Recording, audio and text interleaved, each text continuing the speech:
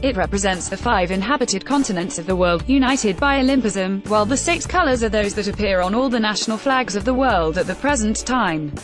In 1894, Pierre de Freddy, Baron de Coubertin, a French aristocrat and intellectual who had previously attempted to incorporate more physical education in schools, convened a congress in Paris with the goal of reviving the ancient Olympic Games, an idea Coubertin first introduced at a USFSA meeting in 1889.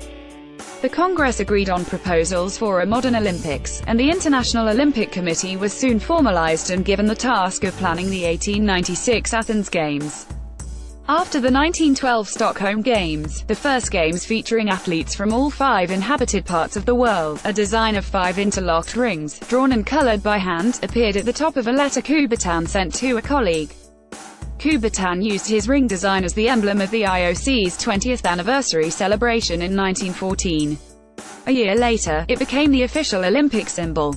The rings were to be used on flags and signage at the 1916 Games, but those games were cancelled because of the ongoing World War. The rings made a belated debut at the 1920 Games in Antwerp, Belgium. Coubertin explained his design in 1931, a white background, with 5 interlaced rings in the center, blue, yellow, black, green and red.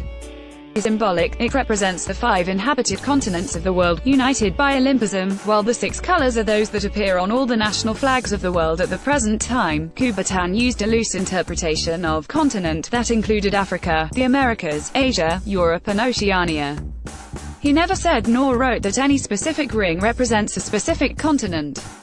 Because the rings were originally designed as a logo for the IOC's 20th anniversary and only later became a symbol of the Olympics, it's also probable, according to historian David Young, that Coubertin originally thought of the rings as symbols of the 5 games already successfully staged. Ancient Rings, Popular Myth, and an academic article, has it that the rings were inspired by a similar, ancient design found on a stone at Delphi, Greece. This ancient design, however, is really just a modern prop. For the 1936 Summer Games in Berlin, Karl Diem, president of the organizing committee, wanted to relay the Olympic flame from its lighting point in Olympia to the Olympic Stadium in Berlin. Diem, it seems, had a flair for theatrics, and included in the relay a stop at Delphi's ancient stadium for a faux ancient Greek torchbearer ceremony complete with a faux ancient, 3-foot-tall stone altar with a modern ring design chiseled into its sides. After the ceremony, the torch runners went on their way, but no one ever removed the stone from the stadium. 2 decades later, British researchers visiting Delphi noticed the ring design on the stone. They concluded that the stone was an ancient altar, and thought the ring design had been used in ancient Greece and now formed a link between ancient and modern Olympics. The real story behind the altar was later revealed, and Karl Diem's stone was moved from the stadium and placed near the ticketed entrance to the historic site.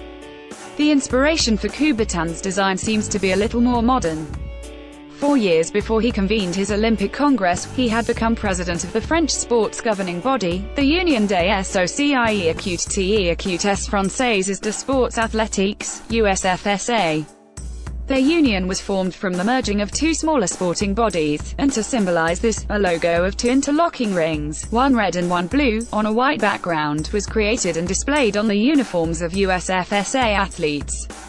It seems quite obvious, says historian Robert Barney in a 1992 Olympic Review article, that Coubertin's affiliation with the USFSA led him to think in terms of interlocked rings or circles when he applied his mind towards conceiving a logo.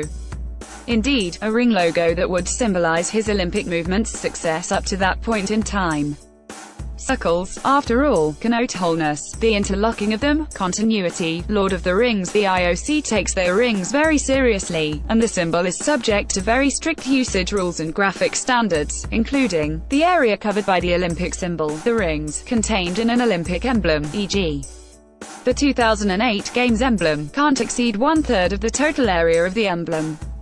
Asterisk, the Olympic symbol contained in an Olympic emblem has to appear in its entirety, no skimping on rings, and can't be altered in any way. Asterisk, the rings can be reproduced in a solid version, for single-color reproduction in blue, yellow, black, green, red, white, gray, gold, silver, or bronze, or an interlocking version, interlaced from left to bright, and reproduced in any of the aforementioned colors of full color, in which case the blue, black and red rings are on top and the yellow and green are on the bottom. Asterisk for reproduction on dark backgrounds, the rings must be a monochromatic yellow, white, gray, gold, silver, or bronze. Full color on a dark background is not allowed. This article originally appeared in 20